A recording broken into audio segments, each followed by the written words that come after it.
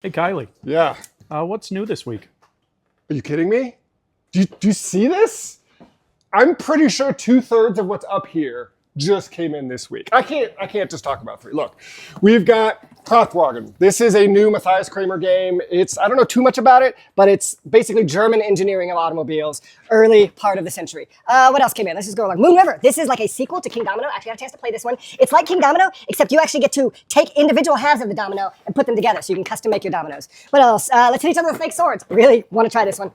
It's a set collection game where you're trying to get 3 sets of 3 different colors. But if there's a card out there that you want, someone else wants, well, you gotta pick up your swords, and there's different tasks you have to do, like be the first to hit them with your offhand. You gotta throw the sword over your head. That sounds really cool. Mythic Mischief, Volume 2. This is a standalone, so if you have Volume 1, you can play that, or you can just play Volume 2 by itself. It's a cool game where you are in a magical school trying to infiltrate the library, and you're sneaking around doing stuff. This can be integrated with the first one. We also have Appendix A, which is an expansion, 3 new factions in there, but you can do that with either one. Conquest Princess, Fashion is Power. I love this one. Does it say on the back? What is the thing about the, yes, you are part of the Temporal Intergalactic Armed Response Agency, or TR. Basically, you are using your awesome powers and your awesome fashion to save the world.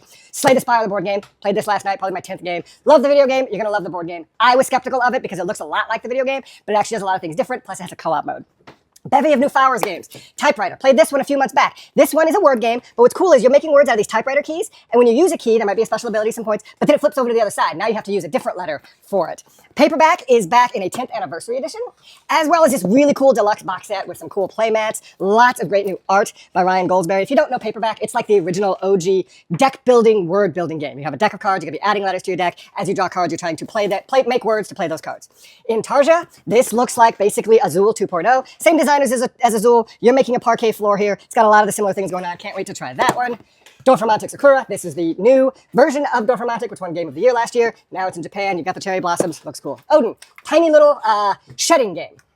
Moving Wild, the new Oink game. This one, you're actually trying to get pachyderms and giraffes and things in the right location around the board. I love the tiny little Oink games. This one I haven't played yet. Love the original version of this game, which was Dwellings of Eldervale. Now it's got a sci-fi theme. Here it's got a lot of quality of life improvements. Can't wait to try that one. Civolutions from last week. I got to play that one. It was awesome. Expansion for World of the card game, Fire and Swords. This one takes up to 6 players, so you can play 3 versus 3. Plus it adds a whole bunch of new locations and new characters and things. Plus it has the stuff in it. If you have the first expansion, you can play solo or co-op against the stuff in Fire and Swords.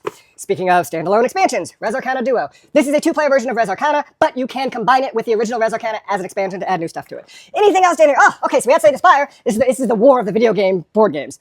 We also have Dead Cells. Had a chance to play this one too. Roguelike board game. I'll tell you a bit of the difference between these two. This one's much more of a campaign-like game. You are going to die on your first play. You have to die over and over and over again to get more upgrades, to get more powerful. Whereas Slay the Spire, you might actually beat the boss on your first game, but you do unlock stuff that's going to make your runs different. This one, you are necessarily unlocking things. You're just going to keep going and going and going. Very, very cool. Kelp, can't wait to try this one. 2-player Octopus versus Shark. I don't need to know anything else. It's just an Octopus versus Shark. And we have Arcs. Huge release this week. We had this back in July because we had the Kickstarter version. This is the retail release. New one from Later Games. 4X with trick taking. It's super cool. My favorite part being with the Blighted Reach expansion. That's a campaign expansion, but it's only a 3-game campaign that you can play over and over again. So you might actually get through it. It's not some big 20-game campaign. We also got this Monkey Palace game. This is a Lego game where you're actually using Legos to build the palace as you're playing the game. I think I'm out of wind. That's just some. I think there's still more new releases. If you check out our newsletter, you can get all the information about the new releases every Thursday when it comes out. I'm Kylie at Games Unlimited. Go unbox some fun. Thanks, man. You need some water? Yeah, please.